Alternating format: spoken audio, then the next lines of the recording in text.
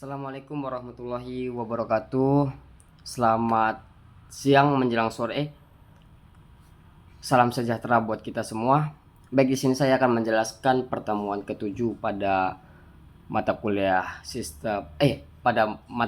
arsitektur sistem informasi, yang dimana di sini judulnya itu arsitektur sistem informasi tentang pengembangan sistem informasi.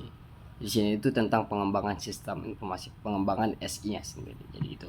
Nah, jadi di dalam arsitektur sistem informasi itu adalah dalam konteks pengembangan sistem informasi merujuk pada struktur dan organisasi sistem yang telah dirancang dan dibangun untuk memenuhi kebutuhan informasi di suatu organisasi.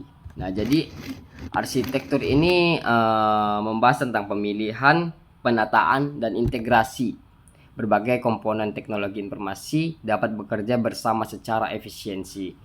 Nah, jadi ada beberapa aspek arsitektur sistem informasi yang relevan dalam pengembangan sistem informasi itu sendiri.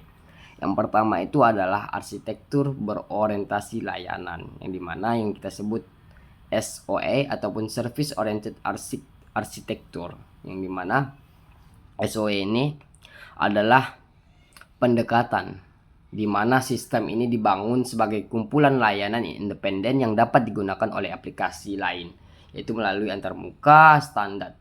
Nah, jadi sini itu mempromosikan fleksibilitas, reusabilitas, dan lain sebagainya antar komponen gitu.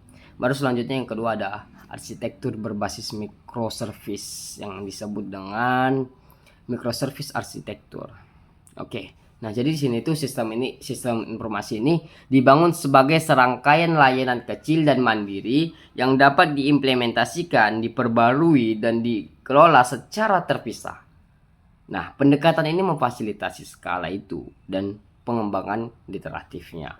Lalu selanjutnya ada arsitektur berbasis komponen, yang dimana arsitektur ini mengidentifikasi dan membangun sistem sebagai jumlah komponen-komponen independen yang dapat digunakan kembali dan dapat diintegrasikan dengan sistem lain. Nah, jadi komponen ini tuh sering sekali memiliki fungsionalitas yang terkait dengan tugas-tugas tertentu gitu.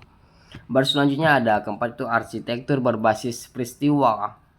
Nah, jadi arsitektur ini menekankan pertukaran peristiwa antara komponen-komponen di dalam sistem ini tadi, begitu. Baru selanjutnya ada arsitektur berbasis proses, yang dimana sistem ini tuh dibangun memfokuskan perhatian pada aliran kerja dan proses bisnis itu tadi.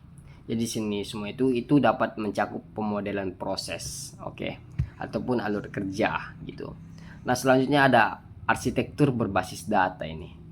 Nah, kita kembali lagi membahas tentang basis data selalu basis data. Nah, jadi di sini itu menentukan struktur dan organisasi basis data yang mendukung kebutuhan informasi pada sistem. Nah, jadi ini semua ini termasuk pemilihan di dalam sistem manajemen basis data, yaitu model datanya dan integrasi pada datanya. Lalu selanjutnya ada arsitektur berbasis cloud. Nah, arsitektur berbasis cloud ini gimana? Nah, jadi arsitektur berbasis cloud ini menerapkan elemen-elemen seperti penyimpanan awan. Nah, jadi komputasi awan dan layanan awan lainnya gitu untuk mendukung fleksibilitas, stabilitas, dan efisiensi sumber dayanya. Lalu selanjutnya ada arsitektur berbasis API, Application Programming Interface, yang dimana menggunakan antarmuka pemrograman aplikasi ini untuk mendukung integrasi antara sistem. Selanjutnya ada beberapa lagi, yaitu arsitektur berbasis keterpaduan, arsitektur berbasis pengguna, dan arsitektur berbasis kinerja. Nah, jadi semua ini arsitektur sistem informasi ini dapat bervariasi tergantung pada kebutuhan spesifik. Kebutuhan spesifik di organisasi itu gitu. Nah, jadi lingkungan teknologi dan sifat proyek pengembangan sistem informasi yang sedang dilakukan gitu.